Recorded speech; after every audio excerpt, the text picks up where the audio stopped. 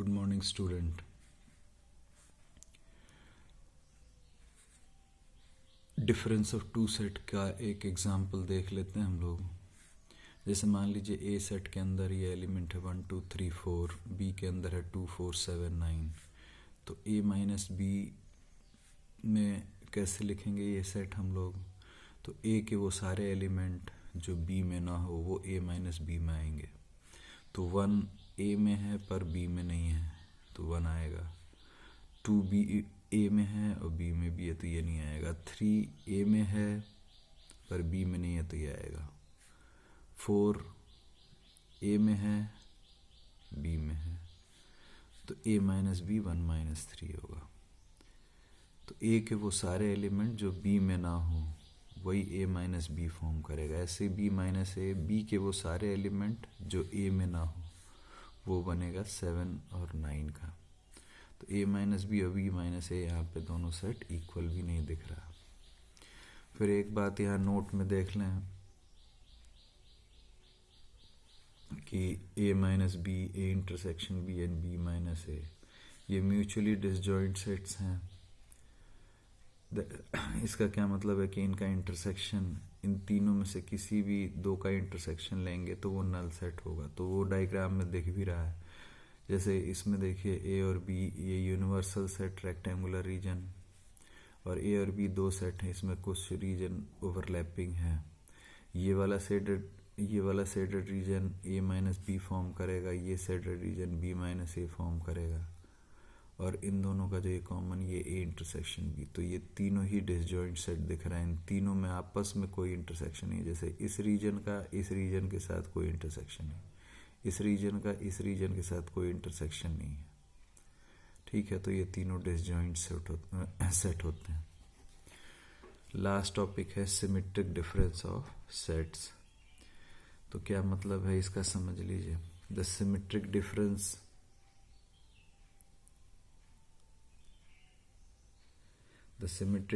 of two set A and B is the union of sets A minus B and B minus A. It is denoted by this symbol A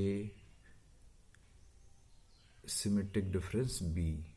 पढ़ेंगे इसको ऐसे A symmetric difference B। ठीक है, तो क्या मतलब है symmetric difference का? दो सेट का symmetric difference A minus B और B माइनस ए का यूनियन होता है। ठीक है, तो सिंबॉलिकली हम लोग इसको ऐसे भी लिख सकते हैं A symmetric difference B is equal to x such that x belongs to A minus B और x belongs to B minus A. ठीक है, ग्राफिकली इसको डिनोट करेंगे तो हम लोग इन दोनों शेडेड रीजन का यूनियन होता है symmetric difference of A and B. ठीक है, ये रीजन के एलिमेंट नहीं होंगे यानी इंटरसेक्शन वाला, तो इसी को हम लोग ऐसे भी फिर लिख सकते हैं A symmetric difference B is equal to x such that x does not belong to A intersection B। तो x A intersection B को belong नहीं करेगा, बाकी A और B में belong हो करेगा वो। ठीक है, इसको तीसरा केस ऐसे भी लिखा जा सकता है तीसरे तरीके से A minus B union B minus A। एक एग्जाम्पल देख लेते हैं। जैसे मान लीजिए ए सेट के अंदर ये एलिमेंट है 1 2 4 5, बी के अंदर है 2 5 8 9। तो ए माइनस बी ये होगा, बी माइनस ए ये होगा। तो ए सिमेट्रिक डिफरेंस बी इन दोनों का यूनियन, तो इन दोनों का यूनियन हो जाएगा 1 4 8 9। ठीक है, तो थ्योरी तो हो गई इस एक्सरसाइज की। अब हम लोग कुछ इसके एग्जाम्पल देख लेते हैं।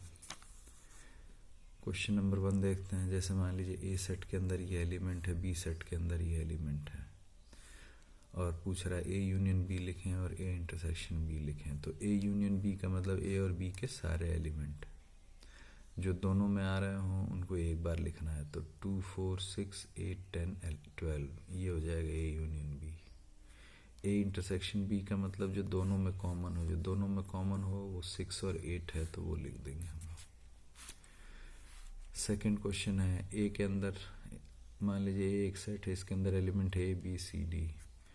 बी एक सेट है, इसके अंदर एलिमेंट है B D E F. C एक सेट है, इसके अंदर एलिमेंट है ई डी जी बी। तो हमें A union B, B intersection C and A minus B, ये तीनों लिखने हैं हमें। तो ए यूनियन बी तो ये हो जाएगा ए और बी का सारे element A B C D E F. B intersection C, जो बी और सी के कॉमन एलिमेंट हैं वो लिखेंगे हम लोग। ए माइनस बी में ए के वो सारे एलिमेंट जो बी में ना हो, तो वो ए और सी है। तीसरा क्वेश्चन है इसका, जैसे मान लीजिए ए सेट डिफाइन हो रहा है x such that x belongs to N, B set define हो रहा है x such that x is equal to 2n where n belongs to natural number, C set है x such that x is equal to 2n minus 1, n belongs to n। तो हमें A intersection B, A intersection C और B intersection सी find करना है। तो पहले तो इन तीनों सेट को रीडिफाइन कर लें। इसका ए सेट का क्या मतलब हुआ कि ये सारे नेचुरल नंबर का सेट है। बी सेट का क्या मतलब हुआ कि ये सारे इवन नेचुरल नंबर का सेट है। सी सेट का क्या मतलब हुआ कि ये सारे ऑड नंबर का सेट है। तो ए इंटरसेक्शन बी, ए और बी का जो इंटरसेक्शन होगा वो सारे इवन नंबर का ही सेट हो जाएगा, इवन नेचुरल नंबर का। तो ये हम लोग इस तरीके से लिख सकते हैं 2 4 6 8 डॉट डॉट डॉट, यानी ये बी सेट के ही इक्वल हो गए। ए इंटरसेक्शन सी का क्या मतलब, वो ए और सी का इंटरसेक्शन, यानी सारे ऑड नेचुरल नंबर का ये सेट होगा जो कि सी सेट के ही इक्वल हो जाएगा। बी और सी का इंटरसेक्शन, ये इवन नंबर है, ये ऑड नंबर, तो इनका इंटरसेक्शन में कोई एलिमेंट कॉमन नहीं होगा, तो ये 5 होगा इसका।